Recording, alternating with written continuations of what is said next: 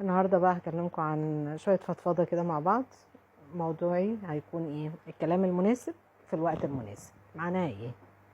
يعني انا لما عاوزة اتكلم مع حد في موضوع، ما اجيش اختار وقت هو مثلا متعصب فيه او متضايق فيه.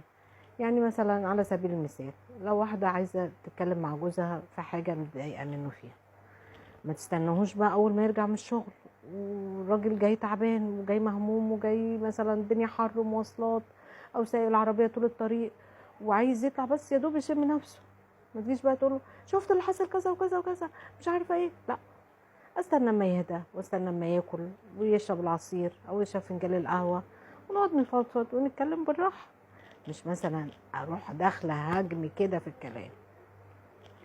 مثلا انا وصاحبتي في الشغل حصل بينا مشكله او حصل بينا ضيقه او كلام، ما اجيش في نفس الوقت كده نرد كده على بعض او نتحمق. لا، اسيبها ما تهدى خالص وطلع اللي جواها وبعدها ارجع اعاتبها.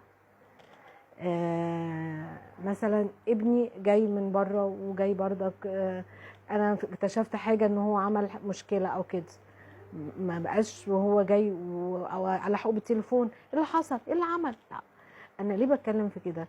لاني انا لو انا اتكلمت كلام في وقت مش مناسب هضيع حقي، او انا الحاجه المعلومه اللي انا عايزه اوصلها للي قدامي كده انا كده خلاص حقي فيها راح. لكن لما انا هتكلم في وقت مناسب هقدر اوصل الكلام المناسب. هي دي كانت نصيحتي النهارده، ويا رب ان انا اكون افدتكم و... ودايما يكون بالنا طويل على بعض ونحاول نهون على بعض، ما نحاولش نصعب الدنيا على بعض، لان احنا محتاجين نطبطب على بعض. باي باي.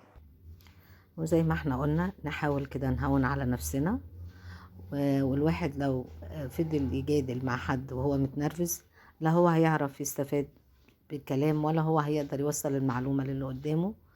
ونصبر لو حد متنرفز، نصبر ونشوفه كده، نحاول نمتص غضبه، نحاول ان احنا نكون بالنا طويل.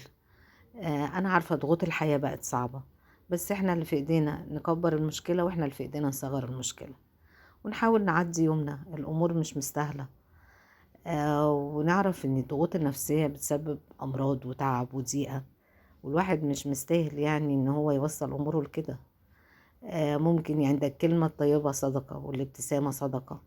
الواحد لو عدى اموره كده مع حد وحاول ان هو يبسط اموره معاه ما يجادلش، هيلاقي الامور احسن من كده بكتير. ويا رب كده اوصل لكم طاقات ايجابية، وما تنسونيش في اللايك والشير.